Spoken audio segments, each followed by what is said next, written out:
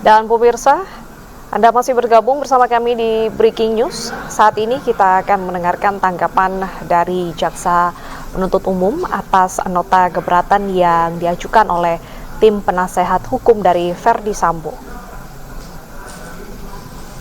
Baik, sudah selesai ya. Sidang perkara nomor 796 PIT B 2022 atas nama Ferdy Sambo SH SIK MH dinyatakan dibuka dan terbuka untuk umum. Saudara terdakwa sehat hari ini? Sehat, Yang Mulia. Baik, sesuai dengan agenda penundaan sidang kemarin, hari ini adalah agendanya tanggapan dari jaksa penuntut umum atas keberatan dari penasihat hukum terdakwa. Silakan. Siap Yang Mulia. Izin akan dibacakan oleh rekan-rekan kami.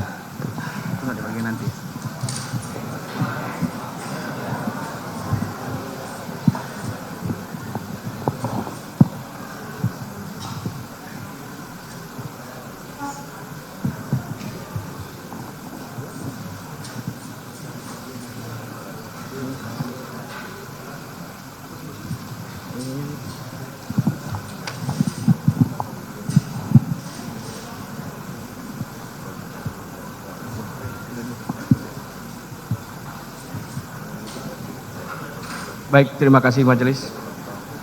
Kami akan membacakan tanggapan penuntut umum.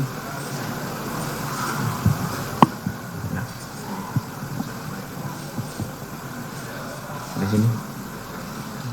Kejaksaan Republik Indonesia, Kejaksaan Tinggi DKI Jakarta, Kejaksaan Negeri Jakarta Selatan, demi keadilan dan kebenaran berdasarkan ketuhanan yang Maha Esa. Tanggapan penuntut umum terhadap nota keberatan tim penasihat hukum dalam perkara atas nama terdakwa Ferdy Sambo SH SIK MH, nomor register perkara PDM 242/JKTSL-10/2022 tanggal 5 Oktober 2022. Majelis Hakim yang mulia, penasihat hukum yang terhormat dan pengunjung sidang yang kami hormati. Pertama-tama kami panjatkan puji syukur kehadirat Tuhan Yang Maha Esa atas karunia taufik hidayah dan rahmatnya kepada kita semua yang hadir di ruang persidangan ini, di mana hari ini Majelis Hakim memberikan kesempatan kepada kami selaku penuntut umum untuk menanggapi eksepsi atau nota keberatan dari penasihat hukum terdakwa Ferdy Sambo SH SIK MH. Sebelum kami membacakan tanggapan penuntut umum atas eksepsi atau nota keberatan dari penasihat hukum terdakwa Ferdy Sambo SH SIK MH, perkenankanlah kami menyampaikan rasa hormat dan ucapan terima kasih yang setulus-tulusnya kepada Majelis Hakim yang menyidangkan perkara ini dengan tekun dan sungguh-sungguh, di mana Majelis Hakim telah memberikan kesempatan kepada jaksa penuntut umum untuk membacakan surat dakwaan atas diri terdakwa Ferdy Sambo SH SIK MH. Kemudian diberi kesempatan kepada terdakwa atau penasihat hukum terdakwa untuk mengajukan eksepsi atau nota keberatan. Selanjutnya atas eksepsi atau nota keberatan tersebut, penuntut umum diberikan kesempatan untuk mengajukan tanggapan atas eksepsi atau nota keberatan penasihat hukum. Demikian juga kami sampaikan ucapan terima kasih kepada saudara penasihat hukum yang telah menunjukkan semangat, kesungguhan, ketekunan, dan kegigihannya dalam usaha turut serta menegakkan hukum, mencari kebenaran dan keadilan di dalam mendampingi kliennya terdakwa Ferdy Sambo SH SIK MH. Suatu kenyataan bahwa di dalam persidangan ini terjadi perbedaan persepsi dan argumentasi antara penuntut umum dengan penasihat hukum atau terdakwa. Hal tersebut kami nilai masih dalam batas-batas kewajaran sebagai manifestasi tanggung jawab masing-masing dalam menggali dan menemukan mutiara-mutiara kebenaran dan keadilan yang didambakan oleh seluruh rakyat Indonesia yang ditegakkan pada peradilan ini. Meskipun terlihat adanya perbedaan pendapat, maka hal itu merupakan kewajaran sebagai insan hukum yang menjunjung tinggi keadilan berdasarkan hati nurani.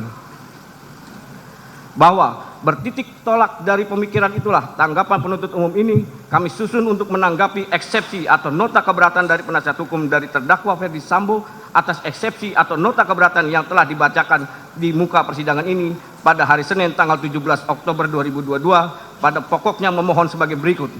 1. Menerima seluruh nota keberatan dari penasihat hukum terdakwa. 2. Menyatakan surat dakwaan nomor register perkara PDM 242/JKTSL-10/2022 tanggal 5 Oktober 2022 batal demi hukum. 3. Memerintahkan jaksa penuntut umum untuk menghentikan pemeriksaan perkara nomor 796/PIT B/PN JKTS sel. 4. Memerintahkan jaksa penuntut umum untuk membebaskan terdakwa dari tahanan.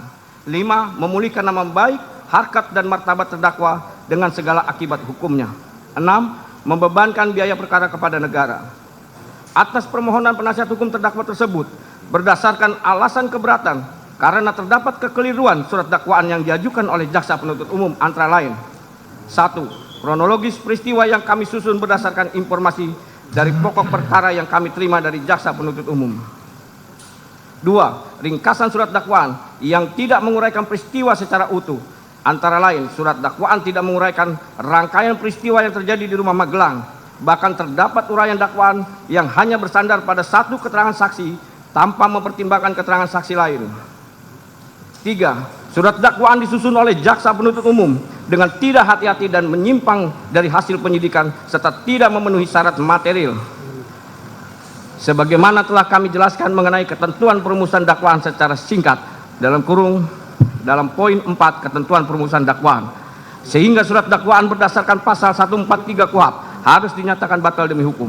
4. Salah satu keberatan kami atas surat dakwaan adalah jaksa penuntut umum tidak cermat dan menyimpang dari ketentuan hukum karena menyusun dakwaan dengan melakukan pemecahan penuntutan atau speeching atas satu perkara tindak pidana. 5. Selain itu, surat dakwaan jaksa penuntut umum obskur libel karena jaksa penuntut umum tidak cermat, jelas, dan lengkap menguraikan peristiwa dalam surat dakwaan antara lain karena: A. Jaksa penuntut umum tidak menguraikan rangkaian peristiwa dalam surat dakwaan secara utuh dan lengkap berdasarkan fakta, yaitu penuntut umum tidak menguraikan latar belakang atau alasan terdakwa beserta rombongan pergi ke Magelang. Penuntut umum mengabaikan atau menghilangkan fakta pada tanggal 4 Juli 2022 dan pada tanggal 7 Juli 2022. B. Jaksa menguraikan rangkaian peristiwa dalam surat dakwaan, yaitu penuntut umum tidak cermat dalam menguraikan secara teliti dan tidak menjelaskan apa yang melatar belakangi terjadinya keributan antara korban Nofriansah Yosua Huta Barat dengan saksi Kuat Maruf pada tanggal 7 Juli 2022. C. Jaksa penuntut umum tidak cermat dalam menyusun surat dakwaan karena hanya berdasarkan asumsi serta membuat kesimpulan sendiri, yaitu: A. Saksi Putri Chandrawati dengan tujuan untuk menceritakan peristiwa yang dialaminya kepada terdakwa Ferdi Sambo SH SIK MH, lalu untuk berjaga-jaga dan ikut mendukung pengamanan situasi pada saat di Jakarta, mengajak juga saksi Kuat Maruf. B sampai dengan H.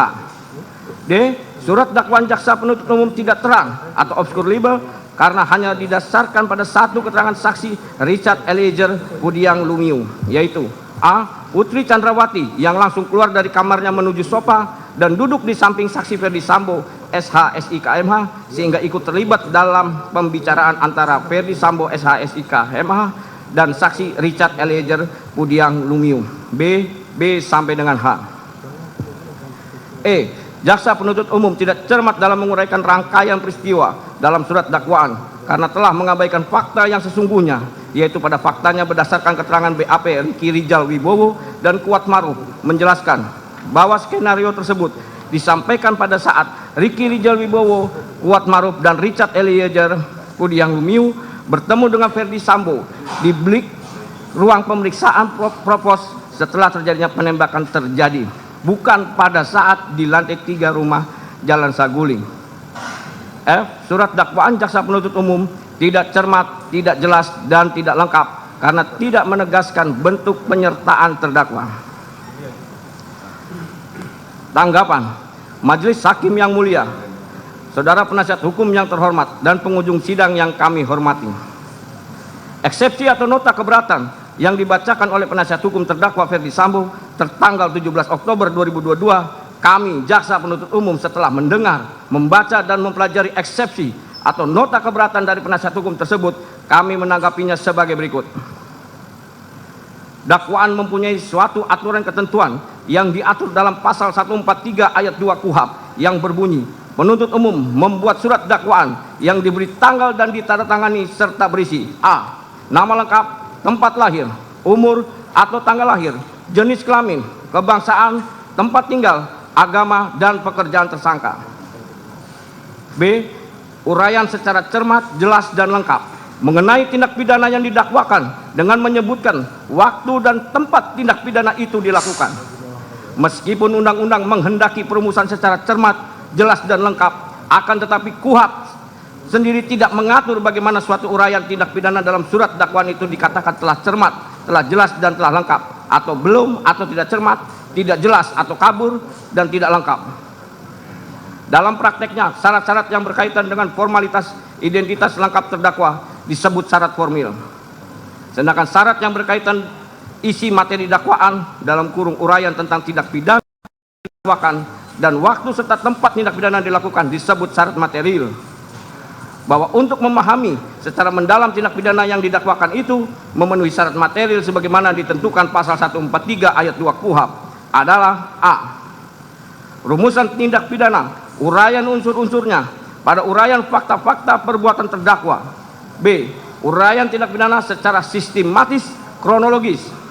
Siapakah yang dihadapkan sebagai terdakwa dalam perkara itu? Tindak pidana apa yang telah dilakukan terdakwa? Selanjutnya akan dilanjutkan oleh kawan saya majelis.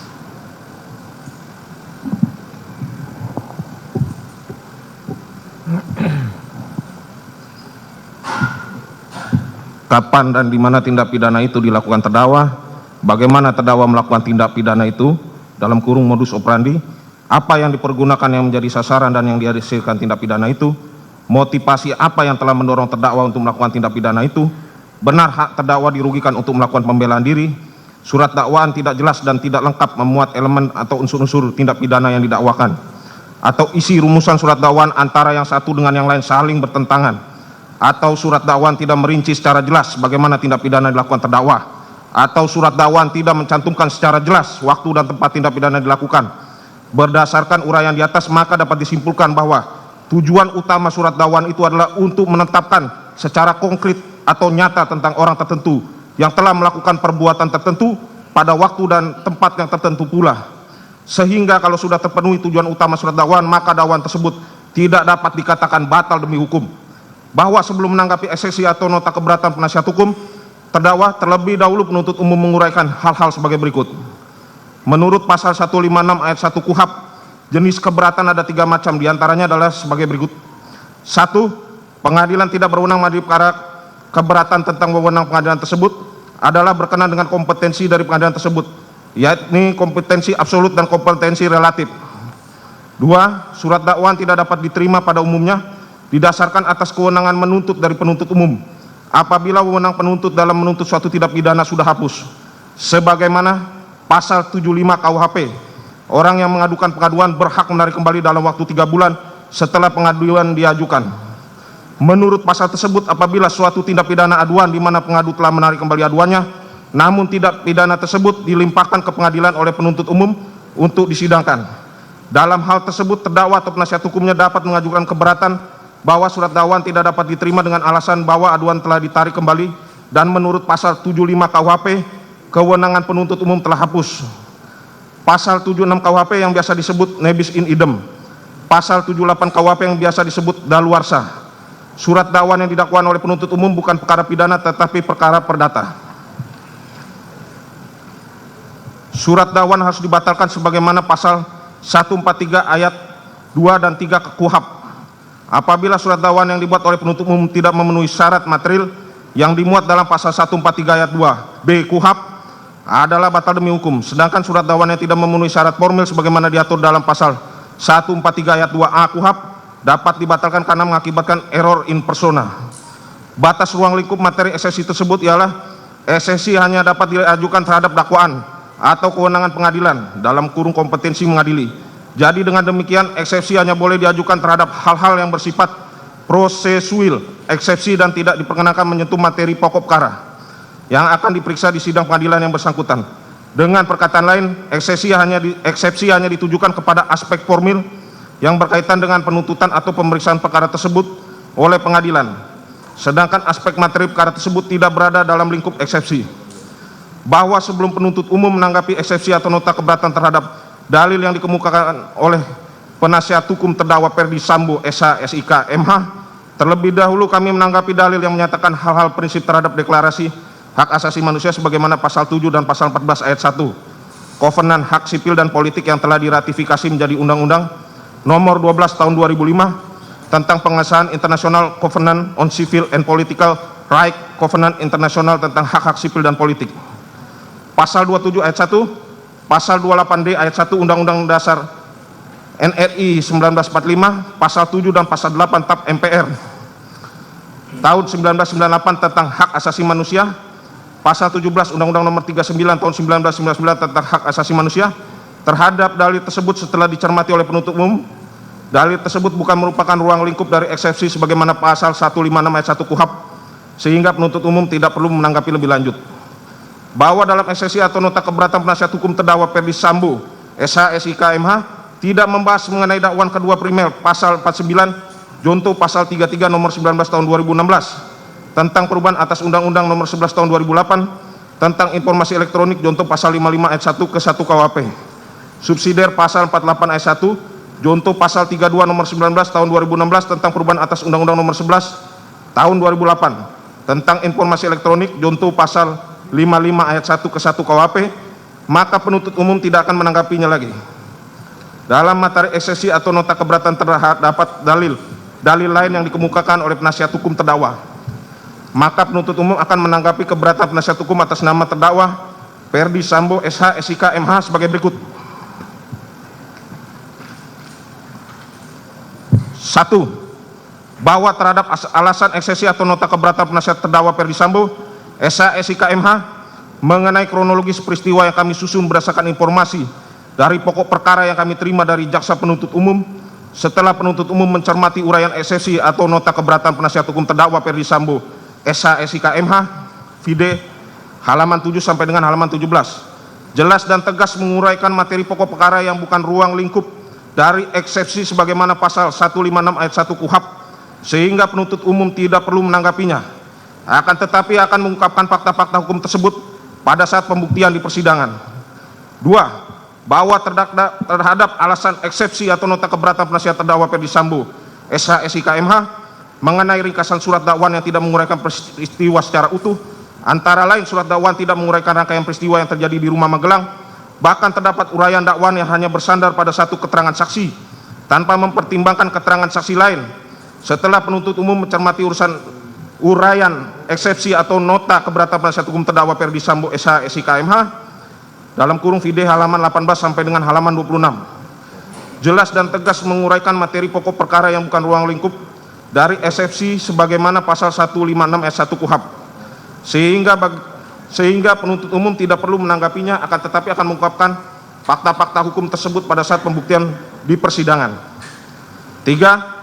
Bahwa terhadap alasan eksepsi atau nota keberatan penasihat terdakwa Ferdi Sambo, SH, SIK, MH mengenai surat dakwaan disusun oleh jaksa penuntut umum dengan tidak hati-hati dan menyimpang dari hasil penyidikan serta tidak memenuhi syarat material sebagaimana yang telah kami jelaskan mengenai ketentuan perumusan dakwaan secara singkat dalam poin 4 ketentuan perumusan dakwaan, sehingga surat dakwaan berdasarkan Pasal 143 KUHP harus dinyatakan batal demi hukum setelah penuntut umum mencermati uraian eksepsi atau nota keberatan penasihat hukum terdakwa Ferdi Sambo, SH, SIK, MH vide halaman 26 sampai dengan halaman 28. Rupanya penasihat hukum terdakwa Ferdi Sambo, SH, SIK, MH tidak memahami maksud dari Pasal 143 ayat 2 KUHP yang dengan tegas berbunyi, ayat 2 penuntut umum membuat surat dakwaan yang diberi tanggal dan ditandatangani serta berisi uraian secara cermat, jelas dan lengkap mengenai tindak pidana yang didakwakan dengan menyebutkan waktu dan tempat tindak pidana.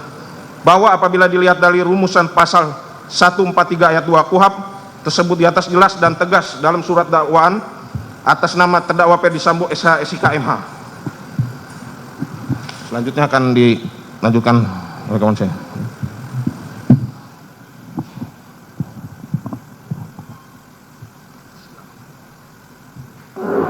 Izin melanjutkan yang mulia.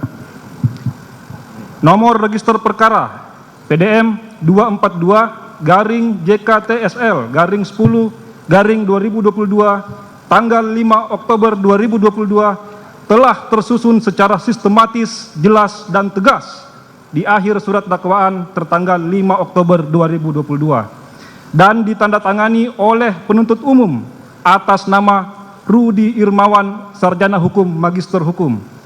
Kemudian di awal surat dakwaan menyebutkan waktu kejadian, yaitu pada hari Jumat tanggal 8 Juli tahun 2022 pukul 14.46 WIB sampai dengan pukul 18.00 WIB. atau setidak-tidaknya pada waktu lain dalam bulan Juli tahun 2022 atau setidak-tidaknya pada tahun 2022, dan tempat tindak pidana yaitu bertempat di Jalan Saguling 3 nomor 29, Kelurahan Duren 3, Kecamatan Pancoran 1, Kota Administrasi Jakarta Selatan, Provinsi DKI Jakarta, dan bertempat di Rumah Dinas Komplek Polri Duren 3 nomor 46 RT 05 RW 01 Kelurahan Duren 3 Kecamatan Pancoran 1 Kota Administrasi Jakarta Selatan Provinsi DKI Jakarta. Dengan uraian peristiwa yang tersusun secara terstruktur dari awal persiapan hingga selesainya peristiwa terjadi sebagaimana yang dikemukakan oleh Harun M. Hussein dalam bukunya yang berjudul Surat Dakwaan, Teknik Penyusunan, Fungsi dan Permasalahannya, menjelaskan mengenai yang dimaksud dengan jelas sebagaimana dimaksud pada pasal 143 ayat 3 KUHP, yaitu penuntut umum harus mampu merumuskan unsur-unsur delik yang didakwakan sekaligus mempadukan dengan uraian perbuatan material atau fakta yang dilakukan oleh terdakwa dalam surat dakwaan. Kemudian lebih lanjut ditegaskan dalam buku Himpunan Tata Naskah dan Petunjuk Teknis Penyelesaian Perkara Pidana Umum Kejaksaan Agung Republik Indonesia pada halaman 68 mengemukakan yang dimaksud dengan uraian secara cermat, jelas dan lengkap, yakni uraian secara cermat berarti menuntut ketelitian jaksa penuntut umum dalam mempersiapkan surat dakwaan yang akan diterapkan bagi terdakwa dengan menempatkan kata cermat paling depan dari rumusan pasal 143 ayat 2 huruf B KUHP. Pembuat undang-undang menghendaki agar jaksa penuntut umum dalam membuat surat dakwaan selalu bersikap korek dan teliti. Uraian secara jelas berarti uraian kejadian atau fakta kejadian yang jelas dalam surat dakwaan sehingga terdakwa dengan mudah memahami apa yang didakwakan terhadap dirinya dan dapat mempersiapkan pembelaan dengan sebaik-baiknya.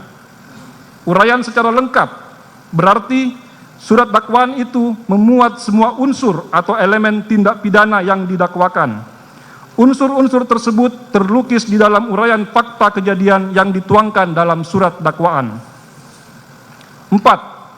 Bahwa terhadap alasan eksepsi atau nota keberatan penasihat hukum terdakwa Ferdi Sambo mengenai salah satu keberatan kami atas surat dakwaan adalah jaksa penuntut umum tidak cermat dan menyimpang dari ketentuan hukum karena menyusun dakwaan dengan melakukan pemecahan penuntutan atau splitsing atas satu perkara tindak pidana.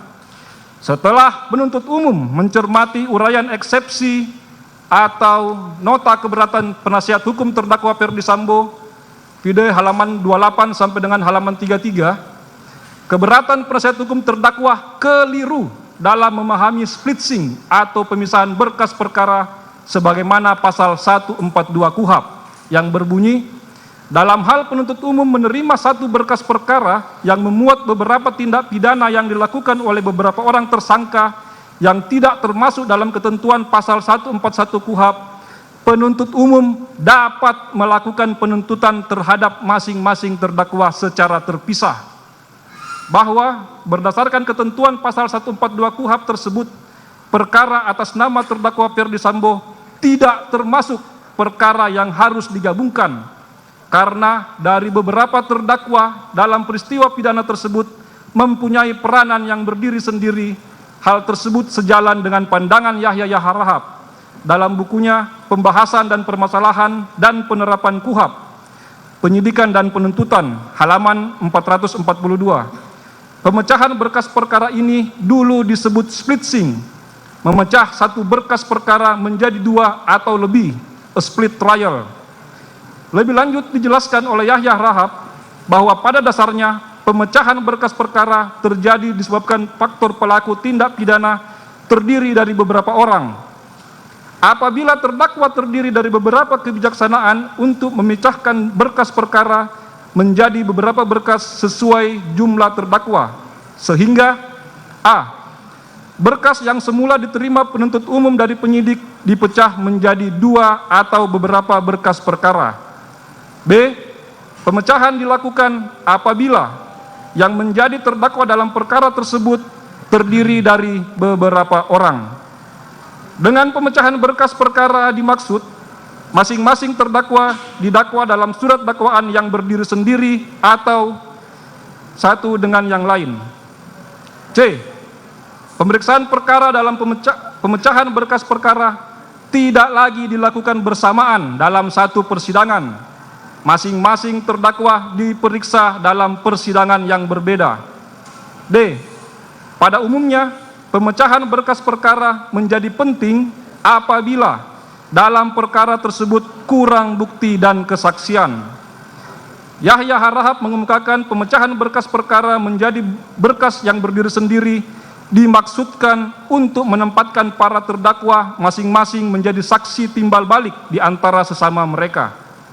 Sedangkan apabila mereka bergabung dalam satu berkas dan pemeriksaan persidangan, antara yang satu dengan yang lainnya tidak dapat dijadikan saling menjadi saksi timbal balik.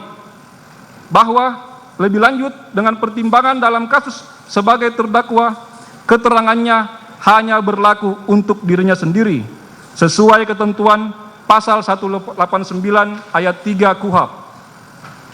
Oleh karena itu, dengan berpedoman pada pasal 142 KUHP, maka berkas perkara harus diadakan pemisahan atau splitsing, agar para terdakwa dapat disidangkan terpisah, sehingga terdakwa yang satu dapat menjadi saksi terhadap terdakwa lainnya.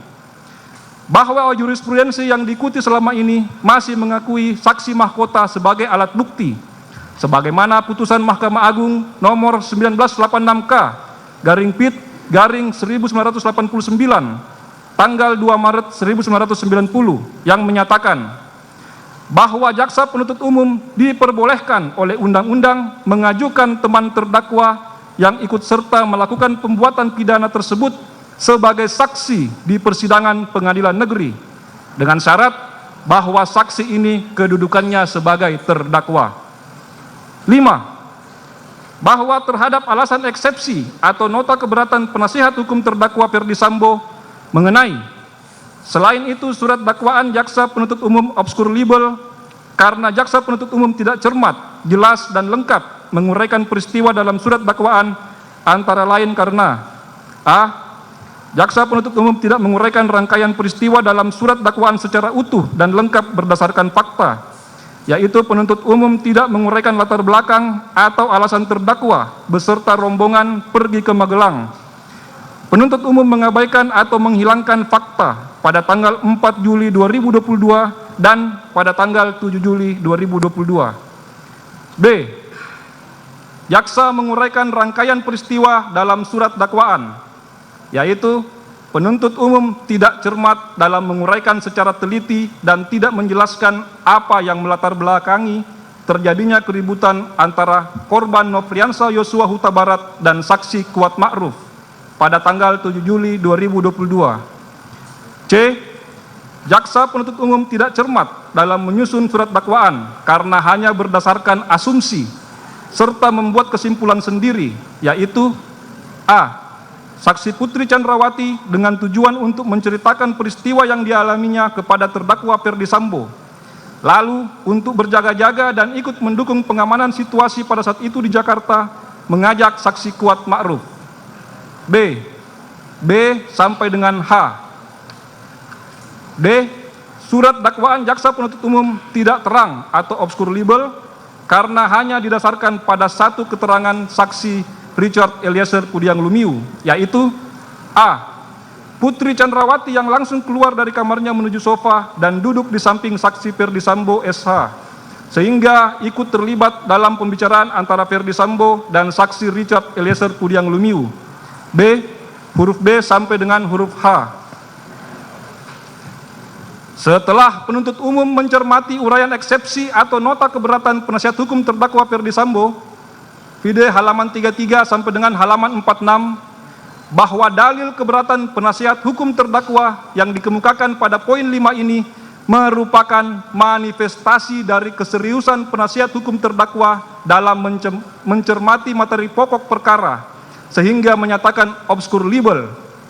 Padahal dalam surat dakwaan penuntut umum tertanggal 5 Oktober 2022 sudah diuraikan secara jelas, sistematis, dan terstruktur dengan uraian peristiwa secara cermat, jelas, dan lengkap mengenai tindak pidana yang didakwakan kepada terdakwa Ferdi Sambo.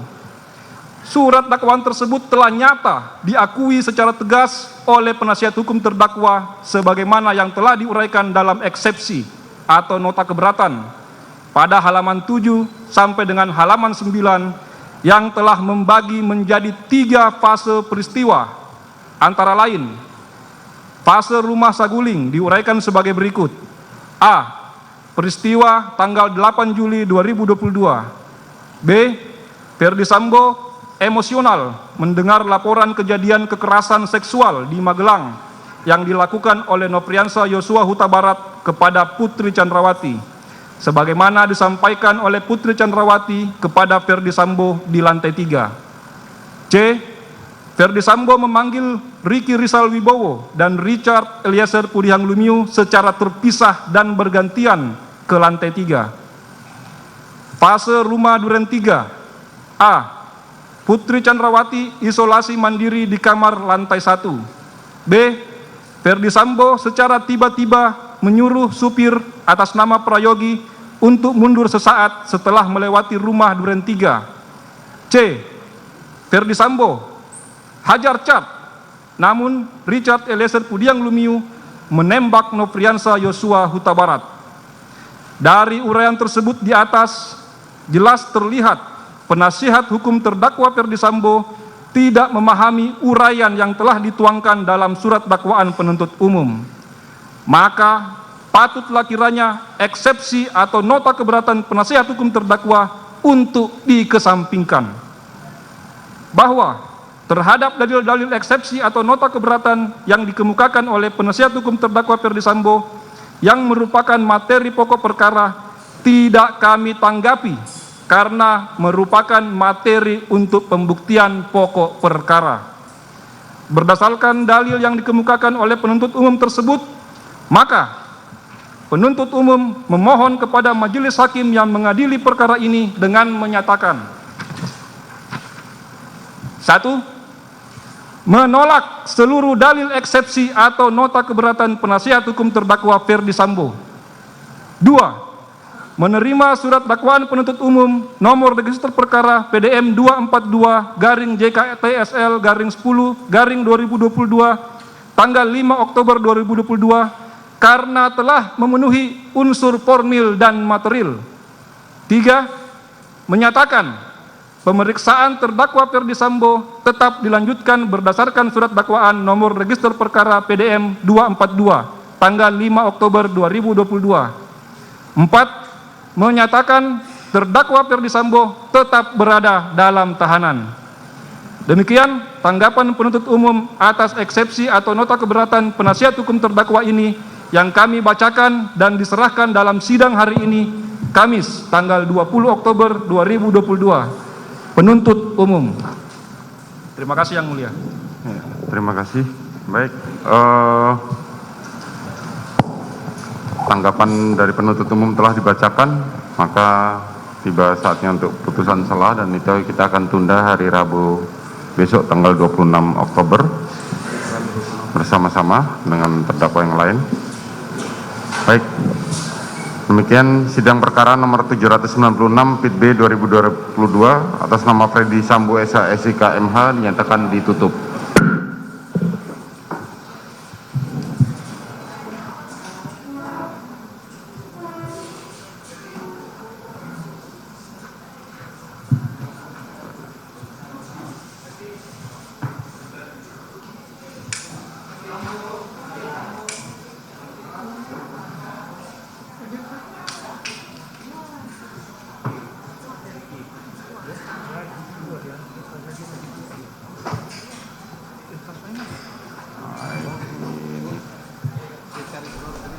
Ya pemirsa, demikian hasil pembacaan eksepsi atas terdakwa Ferdi Sambo oleh jaksa penuntut umum, dan hasil dari pembacaan eksepsi sama dengan hasil dari terdakwa Putri Chandrawati, yang mana jaksa penuntut umum menolak nota keberatan dari tim kuasa hukum Verdi Sambo dan menyatakan bahwa pemeriksaan Verdi Sambo akan tetap dilanjutkan dan Verdi Sambo harus tetap berada di dalam tahanan.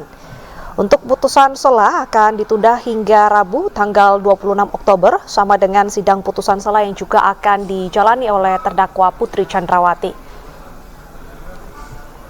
Dan usai menjalani sidang, terdakwa Verdi Sambo kembali ke ruang tunggu dan direncanakan akan langsung kembali ke tahanan, begitu pula dengan terdakwa Putri Chandrawati.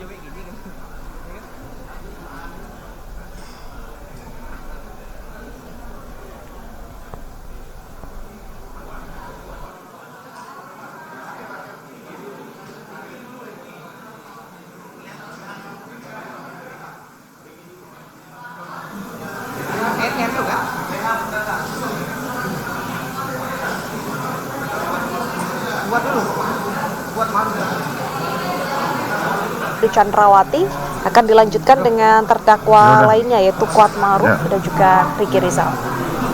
Kayaknya belum siap.